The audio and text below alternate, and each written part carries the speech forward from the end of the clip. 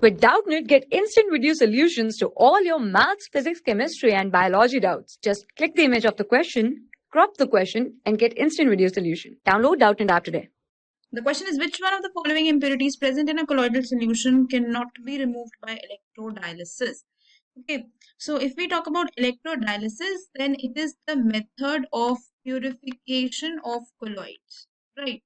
This is the method of purification of colloids, right? So what happens here is that it involves the movement of ions, right? So what we do is we put the oppositely charged electrodes, right? And what happens is that the impurities, what happens that movement of ions takes place, the movement of ions take place towards the oppositely charged electrodes.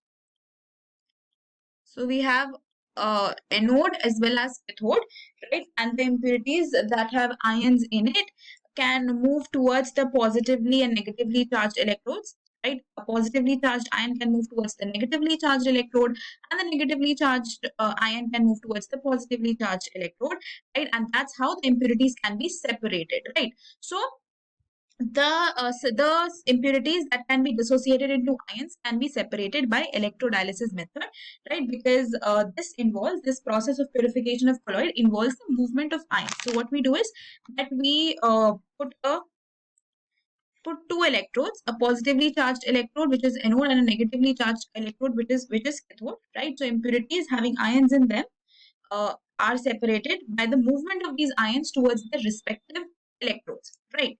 So if we talk about sodium chloride, it is an ionic compound. It dissociates into Na plus and Cl minus ions, and those ions can move towards the oppositely charged electrodes, and it can be separated. This impurity can be removed. Similarly, potassium sulfate is also, so NaCl is ionic, potassium sulfate is also ionic. It dissociates into ions, and those ions can move towards the oppositely charged electrodes, and it can be separated, right?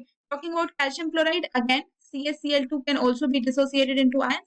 But if we talk about urea, then urea is actually a covalent compound, and it does not dissociate into ions, right? It does not dissociate into ions. So therefore, the impurities like urea cannot be separated by the method of electrodialysis, because electrodialysis involves the movement of ions, right? So the correct answer for this question is going to be option 3, urea. That's all for the question.